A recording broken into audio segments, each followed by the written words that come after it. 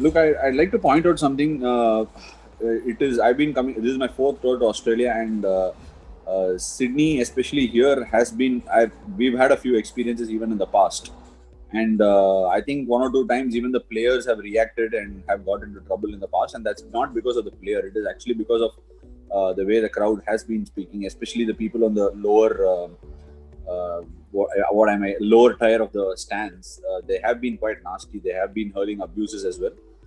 But this is a time where they've actually gone one step higher and used racial abuses. And like we already mentioned, there was an official complaint that we lodged yesterday, and the umpires also mentioned that we must bring it to their notice as it happens on the field, and then they'll be able to take action. And it is definitely not acceptable in this day and age where we've come through. We've seen a lot, right? We evolved as a society, and sometimes I think this roots back to the upbringing and the way one sees. So this must be definitely dealt with iron fist, and we must make sure that it doesn't happen again. Personally, I think Adelaide and Melbourne wasn't as bad, but like I said, this has been a continual thing at Sydney. I've personally experienced it as well. They do tend to get nasty. I don't know why, or what for what reason, or they don't, unless and until it is dealt with, people don't really find the necessity to look at it in a different way. In fact, I was quite surprised that some sections of the crowd continuously did it, and there were not mates around them to pull them up for it. That was quite surprising as well. So it definitely had to be dealt with, and yes, disappointing is actually a very very mild word, I must say. Look, I mean, if I take back my first tour, take myself back to the first tour that I came here in 2011 and 12. I had no clue about what racial abuse is, or how you can be made to feel small in front of so many people, and the people actually laugh at you when you get abused. There are like another set of people who laugh along with these things happening. I had no idea what this was at all.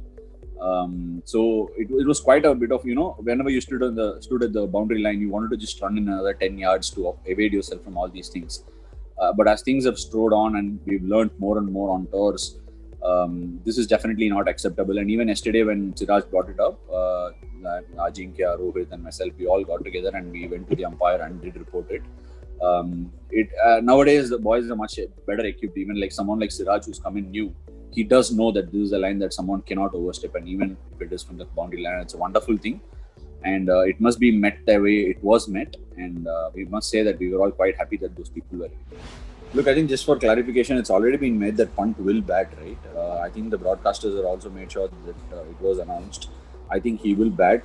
Definitely, the bruise was quite severe, and it was quite painful. The elbow can be a very tricky place to deal with. Look, I mean, as a cricket team, we've not really, as a team inside the dressing room, we haven't really spoken about how things are not going our way. Sometimes when they don't go your way, they don't, and that's how the sport is. But we refrain from talking about things that are not in our control. We can only do what we can do, and we can control what we can. And I personally feel with whatever has been thrown at us, we have responded, in a very warrior-like fashion, and we'd like to continue and take the fight even tomorrow. So if we can control what we can control, that's all we can ask from everyone. Absolutely sir, मुझे तो ऐसा लगता है कि तब adversity ज़्यादा होते जाता है, टीम एक साथ आता है. वो एक मौका था कि तब तक even after the Adelaide test हम लोग एक साथ मिलकर बातचीत किया, एक टीम इवेंट भी हुआ. And I thought we got together pretty tight after that game, and that was a result we saw in that MCG win also. And we were looking really, really positive coming into the game, into this game as well. But such innocuous things. Jadeja's ball just from a back of link ball just raced and hit it, and he got injured going into the second innings. Sometimes these things happen, and it does set you back. I won't say that it is not a setback, but it is what it is. Even recently in the game against South Africa and Sri Lanka, I think Sri Lanka lost about 4-5 people in the first test during the game.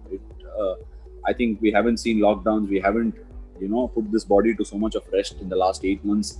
And sometimes when they say when it pours, when it rains, it does pour. So this is one of those times. But like I said, it's an opportunity to show what sort of metal we are all made of, and everybody is putting a good fight. Firstly, in a test match, you don't look at the overall score and say going into a final day that we must go for a win. It doesn't happen quite so much like it happens in white ball cricket. There are passages of play, and the red ball game is much more different, and you're playing on a day 5 pitch. So Sometimes when you play to the merit of the ball and just have the hunger and just crave in, you put yourself in a situation at the last session where you can take a dish at it, but you don't go into the morning saying chalo hum 300 bana denge. That's not how you play the game. And last time when we spoke about it at Adelaide, it was everybody got off to a good start and the game paced itself that way, and we did believe that we can get it because the score was in our range. And tomorrow as well, a batsman walking in will believe that they can do it. That belief is very important when you step onto the park tomorrow morning. And with respect to what will happen with what Nathan Lyon is doing is his job, and I cannot necessarily say that he will come into play or he won't come into play.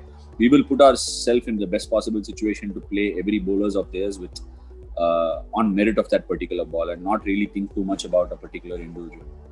And with respect to what the wicket is doing, you're all seeing it, and the wicket is slow, and it will be that way. I don't see very many demons. We expect quality players to come out with different plans. For starters, I'd like to say that the wicket has had much lesser bounce and much lesser pace than MCG and Adelaide, and Sydney has tended to be that way over the years. So this was actually slower than a regular Sydney pitch, maybe because of the amount of sun it received before getting into the game. And there was a clear strategy from Smith and Marnus to not defend much and push at balls, and a combination of the pitch and their strategy to push at balls that they haven't really covered also really worked for them.